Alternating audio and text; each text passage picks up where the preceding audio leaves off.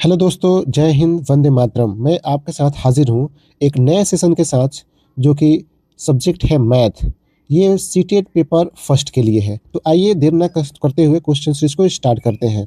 Question number 1 कह रहा है कि व्यंजक 9-6/3 गुणे 2+1 का मान है। तो बोर्ड मार्क्स के अकॉर्डिंग हम लोग जानते हैं कि सबसे पहले है ना, इस क्वेश्चन में हम लोग डिवाइड का काम करेंगे। तो 9 डिवाइड करेंगे तो कितना हो जाएगा, 3 दूनी 6, 2 इंटू 2 प्लस 1 हो जाएगा। ठीक है, उस डिवाइड के बाद क्या करेंगे, मल्टीप्लाई का काम कर लेंगे। 9 माइनस 4 और प्लस 1 बराबर कितना होगा, तो 9 में से 4 गया कितना हो जाएगा, 5 और प्लस 1 हो जाएगा, है ना, जो कि 5 + 1 = 6 हो जाएगा, जो कि ऑप्शन नंबर सी में दिया हुआ है। तो क्वेश्चन नंबर 1 का जो राइट आंसर होगा वो होगा ऑप्शन नंबर सी, यानी कि C is the right answer. Next question देख लेते हैं। क्वेश्चन नंबर है आपका क्वेश्चन नंबर 2, 42 के गुणनखंडों की संख्या पूछ रहा है ना। तो ये फरवरी 2014 का पूछा गया प्रश्न है। तो इसे कैसे सॉल्व करेंगे, 42 का गुणनखंड कर लेंगे हम। ठीक है, 2 से करेंगे 21 बार में जाएगा, फिर 2 से करेंगे, है ना, 2 से नहीं होगा, 3 से हो जाएगा, है ना, 3 सते 21, है ना, यानी कि 2 × 3 × 7, 2 के पावर 1 हो जाएगा, 3 के पावर 1 है, 7 के पावर 1 है ना। ऐसे करके सबके पावर में 1 जोड़ देंगे, इसके पावर में 1 जोड़ेंगे, फिर 3 के पावर 1 है तो इसमें भी 1 जोड़ देंगे, 7 के पावर 1 है तो इसमें भी 1 जोड़ देंगे, है ना। अब इसको ये हो गया 2, और 3 के पावर भी हो गया 2, और 7 के पावर भी हो गया 2। अब सबको हम मल्टीप्लाई कर देंगे, तो 2 दूनी 4 और 4 दूनी 8। आंसर कितना आ गया, 8, जो कि ऑप्शन नंबर बी में दिया हुआ है। ठीक है, नेक्स्ट क्वेश्चन देख लेते हैं। क्वेश्चन नंबर 3 कह रहा है कि 36 के गुणनखंडों की संख्या है ना। ये क्वेश्चन कह रहा है क्वेश्चन नंबर 3 कि 36 के गुणनखंडों की संख्या है। जो क्वेश्चन नंबर 2 था वही क्वेश्चन नंबर 3 है। तो क्या करेंगे, 36 का गुणनखंड कर लेंगे, यानी कि 2 से करेंगे 18 दूनी 36 हो जाएगा, फिर 2 से करेंगे 9 आ जाएगा, फिर 3 से करेंगे तो 3 3 का 9 हो जाएगा, यानी कि 2 के पावर 2 है, मल्टीप्लाई यानी 3 के पावर 3 है ना। तो हमने बोला कि इस टाइप का अगर क्वेश्चन रहता है तो उसके पावर में एक एक जोड़कर गुणा कर देते हैं। तो 2 के पावर 2 है, इसमें 1 जोड़ देंगे, 3 के पावर 2 है ना, 2 होगा यहाँ पे, 3 के पावर 2, इसमें भी 1 जोड़ देंगे, तो 3 हो गया, और ये भी 3 हो जाएगा। तो फिर 3 और ये 3 दोनों को मल्टीप्लाई करेंगे तो 3 3 9 हो जाएगा, है ना, जो कि ऑप्शन नंबर डी में दिया हुआ है। क्वेश्चन नंबर 4 कह रहा है कि संख्या 56 के गुणनखंडों का योग है। अब इसके पहले पूछ रहा था ना कि 56 के गुणनखंडों की संख्या पूछ रहा था, अब कह रहा है कि 56 के गुणनखंडों का योग पूछ रहा है ना। तो ये क्वेश्चन जो सीटेट पेपर फर्स्ट 2023 में ये पूछा गया है ना। तो आइए इसे देखते हैं, इसे सॉल्व कैसे किया जाता है। ठीक है, तो करना कुछ नहीं है, 56 जो है, 56 का हम क्या करेंगे, फैक्टर करेंगे, है ना। 2 से करेंगे, 2 दूनी 4, 2 8 16 28 हो जाएगा, फिर 2 से करेंगे तो 14 हो जाएगा, फिर 2 से करेंगे, है ना, 2 से 14 हो जाएगा, है ना। इसका जो होगा कि 2 के पावर 3 हो गया और 7 के पावर 1 हो गया, है ना।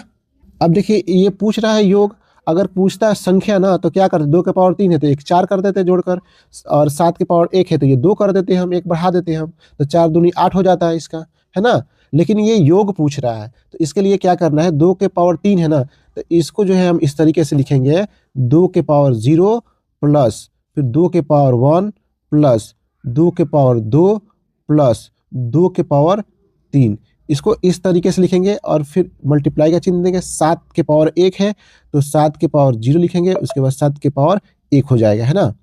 अब इसका मान निकालेंगे तो इसका मान निकालेंगे तो 2 के पावर 0 है तो इसका वैल्यू 1 हो जाएगा, फिर 2 के पावर 1 है तो 2 हो जाएगा, प्लस कर देंगे 2 के पावर 2 है तो 2 दूनी 4 हो जाएगा, प्लस 2 के पावर 3 है तो 8 हो जाएगा, है ना, 8 हो जाएगा। फिर मल्टीप्लाई करेंगे, 7 के पावर 0 है तो 1 हो जाएगा, प्लस 7 के पावर 1 है तो 7 हो जाएगा। अब क्या करेंगे, जोड़कर गुणा कर देंगे, तो 8 4 12, 12 और 2 14, 14 1 15, यानी कितना आ गया, इसको जब ऐड किए तो 15 आ गया, इस 7 1 8 हो गया, है ना। अभी दोनों को गुणा कर देंगे तो 15 8 है कितना हो जाएगा, 120 हो जाएगा, जो कि ऑप्शन नंबर बी में दिया हुआ है। ठीक है, ये क्वेश्चन पूछा हुआ है, हो सकता है कि इस बार फरवरी 2026 में ये क्वेश्चन आ जाए इस टाइप का। तो आप ध्यान से इसको एक बार दो बार देखकर क्लियर कर लीजिएगा कॉन्सेप्ट, है ना। सीटेट पेपर फर्स्ट में 2023 में ये पूछा गया प्रश्न है। नेक्स्ट क्वेश्चन देख लेते हैं। क्वेश्चन नंबर है 5। क्वेश्चन नंबर 5 कह रहा है कि 100 के सभी गुणनखंडों का योग है। देखिए सेम क्वेश्चन है, तो 100 का हम फैक्टर करेंगे, ठीक है। 2 से करेंगे तो 50 हो जाएगा, फिर 2 से करेंगे 25 हो जाएगा, ठीक है। फिर 5 से करेंगे 5 25 हो जाएगा। यानी कि हमें क्या प्राप्त हो रहा है कि 2 के पावर 2 गुणे 5 के पावर 2। यहाँ पे योग पूछ रहा है तो हम इसको ऐसे लिखेंगे कि 2 के पावर 0 प्लस 2 के पावर 1 प्लस 2 के पावर 2, 2 तक लिखेंगे, 2 है तो, है ना। अगुणा 5 के पावर 0 प्लस 5 के पावर 1 प्लस 5 के पावर 2, इसको अलग लिखेंगे। अब क्या करेंगे, 2 के पावर 0 है तो इसका वैल्यू 1 हो जाएगा, फिर 2 के पावर 1 है तो 2 हो जाएगा, 2 के पावर 2 है तो 4 हो जाएगा, है ना। मल्टीप्लाई करने के फिर 5 के पावर 0 है तो इसका वैल्यू 1 हो जाएगा, 5 के पावर 1 है तो 5 हो जाएगा, 5 के पावर 2 है तो 25 हो जाएगा, है ना। अब इसको काउंट करेंगे तो क्या होगा, 4 और 2 6 6 1 7, यहाँ पे 7 आ जाएगा। मल्टीप्लाई करेंगे तो 5 1 6, है ना, 5 1 6 25 31 हो जाएगा। अब 31 में 7 से गुणा करेंगे तो 7 एकम 7 7 त्रिका 21 217 आएगा, जो कि ऑप्शन नंबर डी में दिया हुआ है ना। नेक्स्ट क्वेश्चन देख लेते हैं। क्वेश्चन नंबर है आपका 6।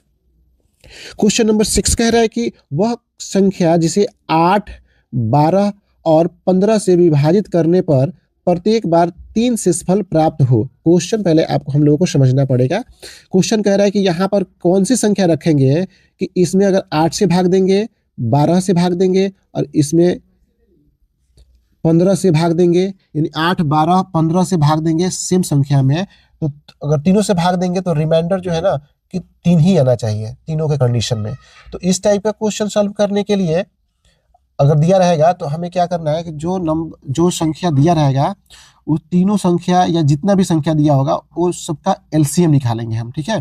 तो 8 और 12 और 15 का एलसीएम निकालेंगे हम, ठीक है।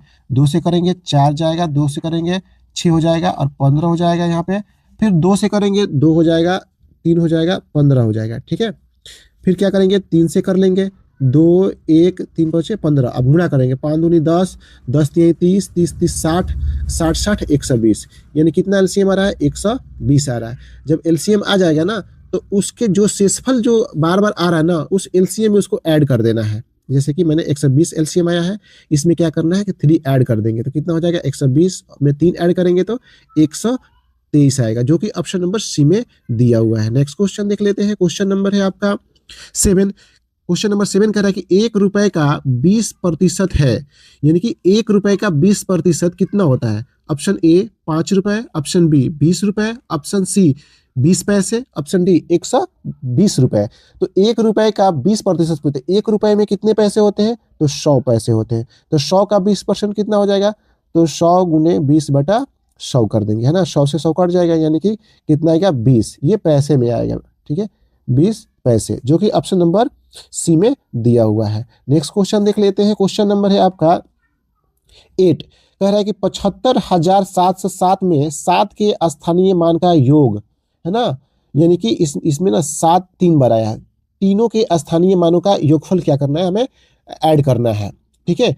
तो पहले देखेंगे ये 7 जो है 17,000 के स्थान पर है तो 70,000 हो जाएगा, है ना। और ये 7 जो है कि वो 100 के स्थान पर है तो 700 हो जाएगा।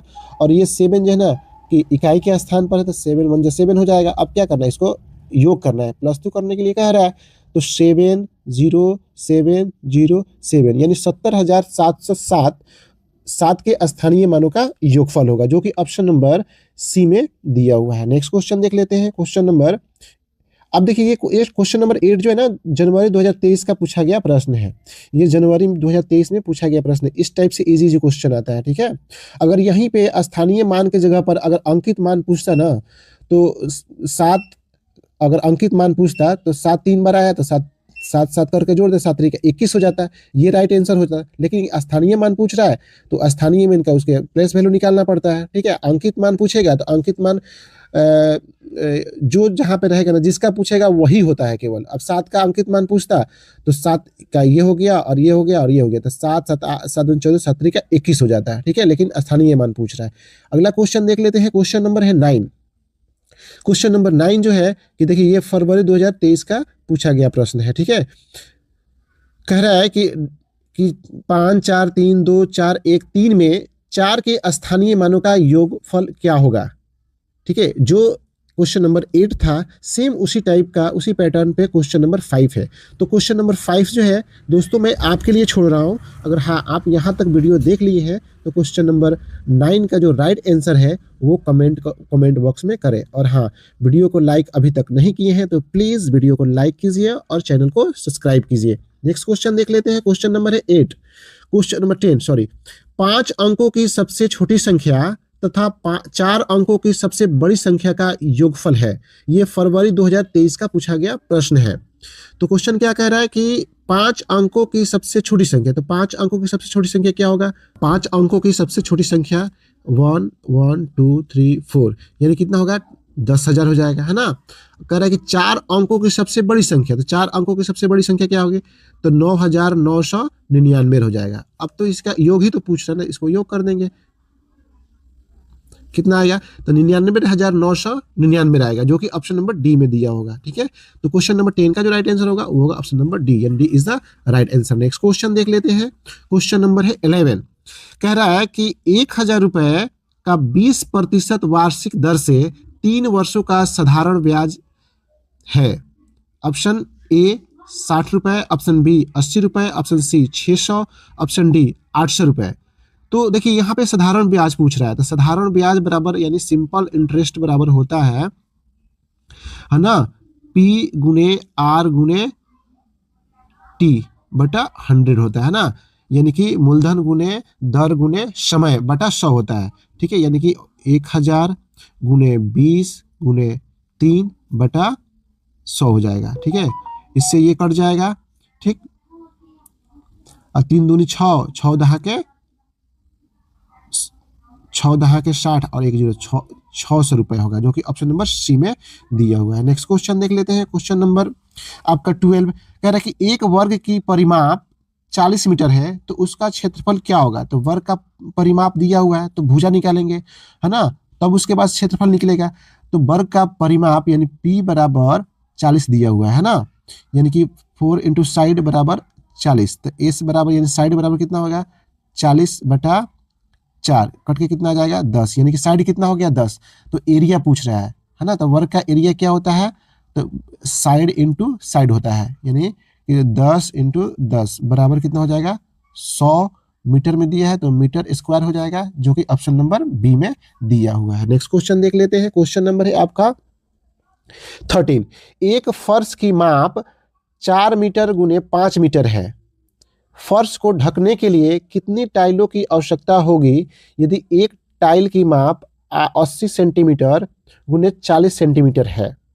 क्वेश्चन ये कह रहा है कि एक फर्श जो है कि उस फर्श की जो लंबाई और चौड़ाई जो है कि 5 मीटर और 4 मीटर है। अब उस फर्श पर 80 सेंटीमीटर 40 सेंटीमीटर लंबाई चौड़ाई वाले छोटे छोटे टाइल्स कितने लगाए जा सकते हैं? तो टाइल्सों की संख्या पूछ रहा है। तो देखो एक चीज है कि ये मीटर में दिया हुआ है, ये सेंटीमीटर दिया हुआ है, तो 5, तो इससे ना इसमें भाग दे देंगे हम, यानी कि 5 मीटर यानी कि हो जाएगा 500 सेंटीमीटर, गुणे 4 मीटर यानी कि 400 सेंटीमीटर। अब भाग दे देंगे हम किससे? टाइल्स से। फर्श में अगर एक टाइल्स पूरे फर्श की लंबाई में एक टाइल्स की लंबाई से अगर भाग देंगे ना तो टोटल टाइल्स कितने लगेंगे वो पता चल जाएगा, ठीक है। तो टाइल्स का जो माप है वो है 80 सेंटीमीटर गुने 50 सेंटीमीटर। अब क्या करेंगे? इसको हम कटा लेंगे, ठीक है। अब इसको 50 से कटाएंगे तो ये 10 बार में चला जाएगा, है ना। 1 0 से 1 0 ये कट जाएगा, फिर इसको कटाएंगे 8 से तो 8 5 40 यानी 50, यानी कि 50 टाइल्सों की आवश्यकता होगी। ऑप्शन नंबर डी में दे रखा है। नेक्स्ट क्वेश्चन देख लेते हैं, क्वेश्चन नंबर है आपका 14। क्वेश्चन नंबर 14 कह रहा है कि किसी समबाहु त्रिभुज में प्रत्येक कोण की माप किसके बराबर होती है? समबाहु त्रिभुज किसे कहते हैं? जिस त्रिभुज की तीनों भुजा आपस में बराबर हो, यानी कि ये इसके बराबर है और ये इसके बराबर, यानी तीनों भुजा की लंबाई जब बराबर होती है ना, उसे कहते हैं हम समबाहु त्रिभुज। तो यहाँ कह रहा है कि समबाहु त्रिभुज में प्रत्येक कोण की माप क्या होती है, तो प्रत्येक समबाहु त्रिभुज में क्या होता है, भुजा भी बराबर होता है ना, तो कोण भी बराबर होता है, यानी एक 60 हो जाएगा, ये एक 60 हो जाएगा, ये भी 60 हो जाएगा, है ना। तो कह रहा है प्रत्येक कोण की माप किसके बराबर होगी, क्या 40 सेंटीमीटर के, 90 के, हाँ 60 के बराबर होगा, है ना। 14 का ऑप्शन नंबर सी जो है ना वो राइट आंसर हो जाएगा, ठीक है। अगला क्वेश्चन देख लेते हैं कि 20 मीटर लंबी तथा 10 मीटर चौड़ी एक आयताकार टंकी में 2 मीटर गहरी तक पानी है। इसके पानी को 10 मीटर लंबी तथा 5 मीटर चौड़ी एक दूसरे आयताकार टंकी में डाल दिया, तो दूसरे टंकी की पानी की गहराई क्या होगी, है ना। तो क्या करेंगे, पानी जो आयताकार टंकी है उसका वॉल्यूम जो होता है, आयतन जो होता है, लंबाई गुने चौड़ाई गुने ऊंचाई होता है, ठीक है। तो क्या करेंगे, इसको बनाएंगे 20 मीटर गुने 10 मीटर गुने 2 मीटर, है ना। ये बड़ा ये टंकी है, इसी टंकी के पानी को किसके बराबर, एक दूसरे टंकी जिसका लंबाई 10 मीटर है ना, चौड़ाई 5 मीटर है, और इसका गहराई पूछ रहा है, इसका गहराई, तो गहराई h मान लेंगे, है ना।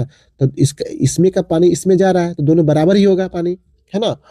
तो हम कटाएंगे, यानी कि 10 से 10 कट जाएगा, आपका 5 से ये कट जाएगा, 4 बार में चला जाएगा, है ना। तो 4 दूनी 8, 8 मीटर बराबर h, यानी कि दूसरे टंकी जिसमें पानी रखा गया है ना, उसका जो हाइट होगा, वो गहराई होगा, वो होगा आपका 8, जो कि ऑप्शन नंबर डी में दिया हुआ है। तो क्वेश्चन नंबर 15 का जो राइट आंसर होगा वो होगा ऑप्शन नंबर डी, यानी कि D is the right answer, ठीक है। दोस्तों, अगर आप वीडियो लाइक नहीं किए हैं तो प्लीज वीडियो को लाइक कीजिए, और हाँ 15 क्वेश्चन में आप कितना सही अटेम्प्ट किए हैं कमेंट बॉक्स में करें। Thank you watching my video, thank you.